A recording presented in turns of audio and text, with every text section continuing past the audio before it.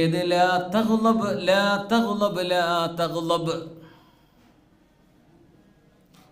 കൂടെ ചെയ്യാൻ പറ്റുന്ന കാര്യമല്ല. എല്ലാവർക്കും വലിയ പ്രയാസമാണ്. ലാ തഗ്ളബ് എന്ന് പറഞ്ഞാൽ എന്താ?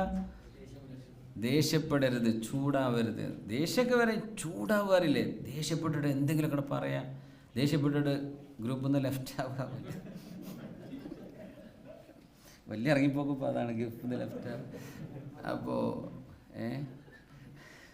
ലക്ഷമൊക്കെ അതൊരു ഭയങ്കര സംഭവമല്ലേ? ദേഷ്യപ്പെടുക. ലാ തഗ്ളബ്.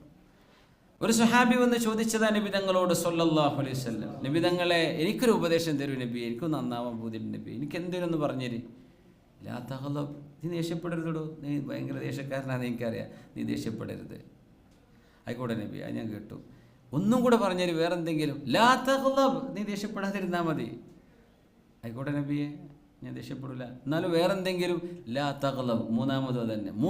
പിന്നെ അദ്ദേഹം ചോദിച്ചില്ല. എന്നാ അഷ്റഫുൽ ഖൽഖ് സല്ലല്ലാഹു അലൈഹി വസല്ലം ആ മനുഷ്യന് കൊടുത്തൊരു ഒറ്റമൂലി, അത് നമുക്ക് എല്ലാവർക്കും ഉള്ളതാണ്. സ്വഹാബിമാർ ഓരോരുത്തരും നമ്മളിലെ ഓരോരുത്തരുടെയും സ്വഭാവങ്ങളെ പ്രതിനിധീകരിച്ചുകൊണ്ടാണ് ചോദിക്കുന്നത്. അതാണ് അതിൻ്റെ അത്ഭുതം.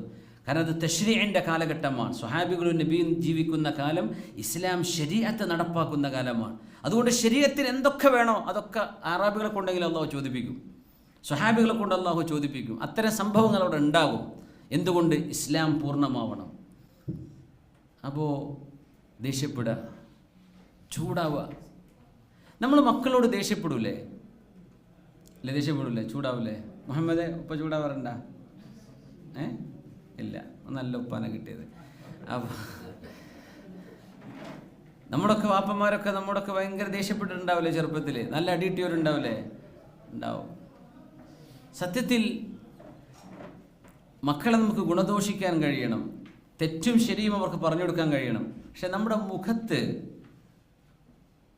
ഇങ്ങനെ തിന്നാൻ പോകുന്ന പോലൊക്കെ ഉണ്ട മനുഷ്യന്മാരുണ്ടാവില്ല, ഇങ്ങനെ ചൂടായിട്ട് മുഖമൊക്കെ ചെമന്നിട്ട് മുമ്പിലുള്ള മനുഷ്യനെ കണ്ട് അകത്താക്കിയ തരക്കേടില്ല എന്നുള്ള കോലത്തിൽ ആക്രോശിച്ച ഒരു സിംഹമൊക്കെ വരുന്ന പോലെ വരും. എന്തിനാ അത്? കുട്ടികൾക്ക് പോലും പുല്ല് വിലയായിരിക്കും അങ്ങനത്തെ വാപ്പാരെ. അധ്യാപകർക്ക് തീരെ പറ്റില്ല പരിപാടി. കുട്ടികൾക്ക് മൈൻഡ് ഉണ്ടാവില്ല. അങ്ങനെയൊന്നും സംഭവമില്ല. നമ്മൾ ഒരിക്കലും വികാര വിക്ഷോഭിതരാവാതെ, നമ്മുടെ മുഖഭാവങ്ങളിൽ ചെറിയ ഗൗരവം വരാം, പക്ഷെ അങ്ങോട്ട് ദേഷ്യം വിട്ട് കണ്ണ് തുടുത്ത് ഒരു മനുഷ്യനെ കടിച്ച് തിന്നാവുന്ന പരുവത്തിലൊക്കെ മുഖമാക്കി, അതിൻ്റെ ഒന്നും ആവശ്യമില്ല. കാര്യം പറഞ്ഞു കൊടുക്കുക. ഇന്നതാണ് വിഷയം, ഇന്നതാണ് ശരി, ഇന്നത് തെറ്റാണ്. താക്കീത് ചെയ്യാൻ കഴിയും. പക്ഷേ നമ്മൾ ദേഷ്യഭാവത്തിൻ്റെ ആവശ്യമില്ല. അതൊരു വലിയൊരു ടെക്നിക്കാണ് കേട്ടോ. കുറേ പരീക്ഷിച്ചാലേ ചെയ്യാൻ കഴിയുള്ളേ. വേണമെങ്കിൽ ഒറ്റക്കൊക്കെ ബാത്റൂമിലൊക്കെ പോയി കണ്ണാടിന് മുമ്പ് നിന്ന് നോക്കി പ്രാക്ടീസ് ചെയ്ത് നോക്കണം. നമ്മൾ ദേഷ്യപ്പെടുന്നുണ്ടോ, മുഖത്ത് ദേഷ്യഭാവമില്ലാതെ നമുക്കൊരു കാര്യം പറയാൻ കഴിയുമെന്ന്. നമ്മുടെ കണ്ണിൻ്റെ നോട്ടത്തിൽ നിന്ന് നമ്മുടെ മക്കൾക്ക്, നമ്മുടെ ഭാര്യയ്ക്ക് നമ്മുടെ മനസ്സ് വായിക്കാൻ കഴിയണമെന്ന്. അവിടെയാണ് നല്ലൊരു ഭർത്താവാകുന്നത്, നല്ലൊരു പിതാവാകുന്നത്, നല്ലൊരു ഗൃഹനാഥനാകുന്നത്. അല്ലാതെ അവിടെ ഒച്ചപ്പാടും ബഹളം ഉണ്ടാക്കേണ്ട ഒരു ആവശ്യമില്ല. ഇവിടേക്കാണെങ്കിൽ പോലീസിനെ വിളിക്കുക അയൽവക്കക്കാർ, അല്ലേ? ബഹളം ഉണ്ടാക്കിയാലേ. അതുകൊണ്ട് നമ്മൾ നല്ല കുട്ടികളാണ്. അവിടെ നാട്ടിലെത്തിക്കഴിഞ്ഞാൽ ആദ്യത്തെ 2 ആഴ്ചയൊക്കെ നല്ല വാപ്പിയാണ്. ആ പുതുക്കൊക്കെ കഴിഞ്ഞാൽ പിന്നെ ഒച്ചപ്പാടും ബഹളമൊക്കെ തുടങ്ങും.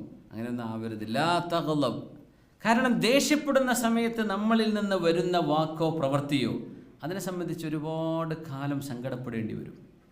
നേരെ മറിച്ച് നമ്മൾ ദേഷ്യപ്പെടാതെ കൺട്രോൾ ചെയ്ത ഒരു വിഷയത്തെക്കുറിച്ച് ഒരിക്കലും സങ്കടപ്പെടേണ്ടി വരില്ല, അല്ലേ? എന്തിപ്പോൾ ഞാൻ ആ ദേഷ്യപ്പെട്ടാ പറഞ്ഞത്? ആ നേരത്താണെങ്കിൽ എനിക്ക് ഇന്നെ തന്നെ കൺട്രോൾ കിട്ടിയില്ലല്ലോ റബ്ബേ. അങ്ങനെയൊക്കെ നമ്മൾ പറയില്ലേ? നമ്മൾ പൊട്ടിത്തെറിച്ചു പോയി, വേണ്ടില്ലായിരുന്നു. നേരെ മറിച്ച് നമ്മൾ വളരെ കാം ആൻഡ് ക്വയറ്റായിട്ട് ആ വിഷയം ഡീൽ ചെയ്തിട്ടുണ്ട്. ഒരിക്കലും സങ്കടപ്പെടേണ്ടി വരില്ല. അത് നമ്മൾ മനസ്സിലാക്കേണ്ട ഒരു വിഷയമാണ്.